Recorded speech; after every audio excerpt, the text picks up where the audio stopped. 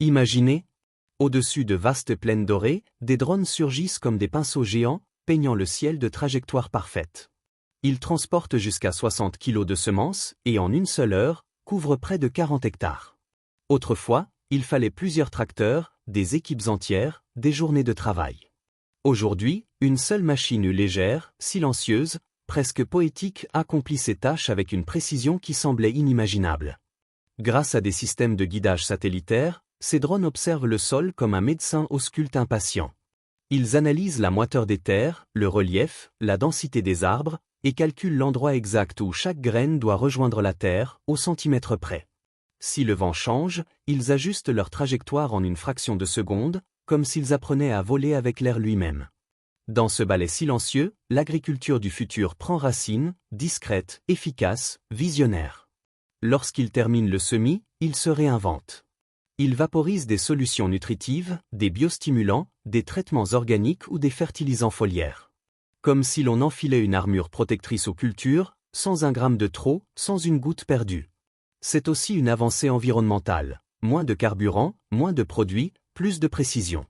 Une transition vers une agriculture responsable, sans bruit, sans fanfare, mais bien présente.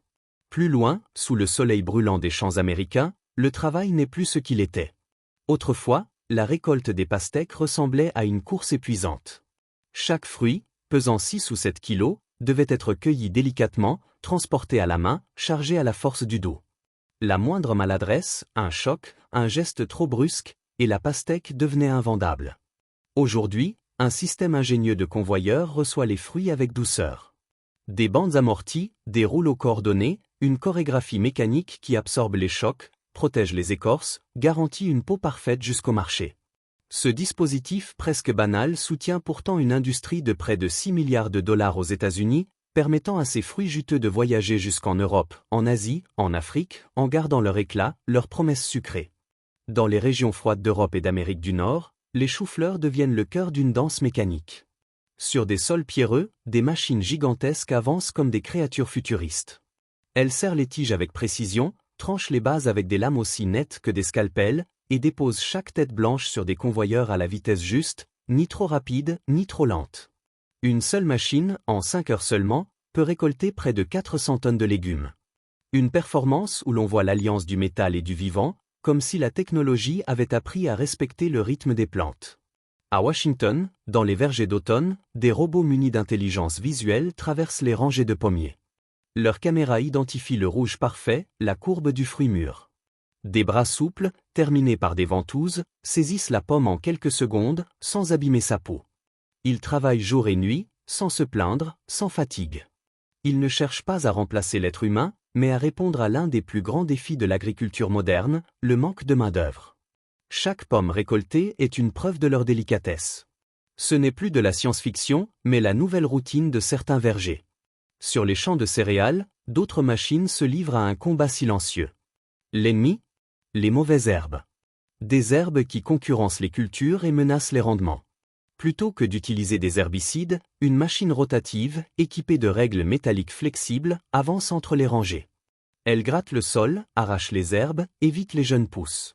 À plus de 2 hectares par heure, elle offre une alternative durable, réduisant l'usage de produits chimiques tout en préservant la vigueur des plantes. Mais parfois, la technologie la plus simple est la plus brillante. Dans certaines exploitations, une roue herse sans moteur, entraînée uniquement par la traction, transforme le mouvement du sol en énergie mécanique. Elle couvre jusqu'à 12 mètres de largeur, économise 20% de carburant, avance presque 2 fois plus vite que ses équivalentes complexes. Belle leçon d'humilité, toutes les innovations ne doivent pas ressembler à des robots. Parfois, il suffit d'observer la nature et de laisser la physique faire son œuvre. Dans les terres chaudes de Californie et d'Arizona, les melons arrivent à maturité entre juin et septembre. Leur peau se dore, des parfums sucrés s'élèvent dans l'air. Pourtant, la récolte reste délicate. Trop tôt, il manque de saveur, trop tard, il s'abîme. Certains agriculteurs perpétuent la sélection manuelle au nom du goût. Mais pour répondre à la demande internationale, des convoyeurs mobiles permettent désormais de récolter jusqu'à 25 tonnes par jour. Les capteurs classent les fruits par taille et couleur, orientent ceux destinés au marché japonais, réputé pour son exigence presque artistique. Une autre facette de l'agriculture, plus que nourrir, séduire. Et sur les terres d'Amérique, les grenades rouges, fragiles, éclatantes comme des bijoux, exigent une douceur extrême. Leur peau fine se marque au moindre choc. Les ouvriers utilisent de petits ciseaux, une coupe nette, un dépôt dans un panier rembourré. Sur les grandes exploitations, des tapis roulants assistent le geste humain, sans jamais le remplacer. Les États-Unis produisent désormais plus de 250 000 tonnes chaque année, s'imposant comme un acteur discret mais incontournable du marché mondial. Au Japon, l'automne transforme les vergers en tableaux impressionnistes.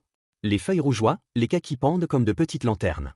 Dans certains villages, on secoue délicatement les branches avec de longues perches, les fruits tombent sur des toiles amortissantes. Les plus tendres sont cueillis à la main, avec des gants, puis déposés dans des caisses rembourrées. Rien n'est laissé au hasard. Les kakis destinés au séchage sont suspendus par leurs pédoncules, alignés comme des guirlandes. Pendant des semaines, le vent les caresse. Ils se fripent, se concentrent, se transforment.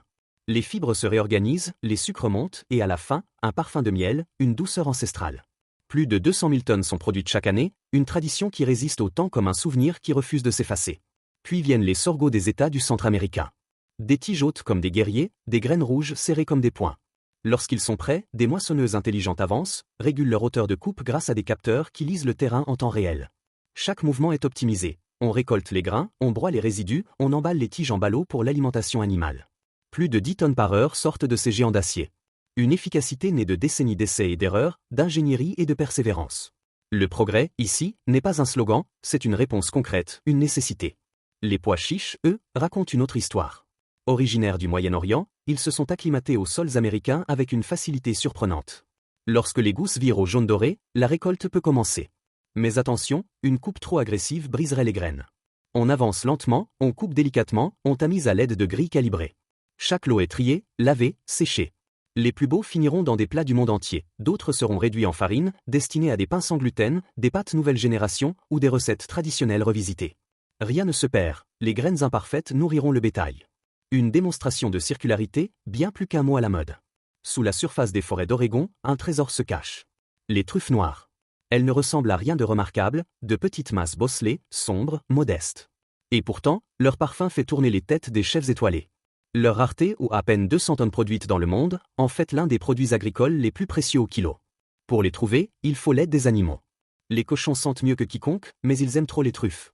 Alors on leur préfère des chiens spécialement entraînés, capables de s'arrêter juste au-dessus du trésor. Les trufficulteurs creusent ensuite à la main, avec respect, comme on découvre un artefact archéologique. Une rencontre entre l'instinct animal, le savoir humain et la générosité de la nature. Toutes ces scènes, éparpillées à travers le monde, ont un fil commun, l'alliance entre tradition et technologie.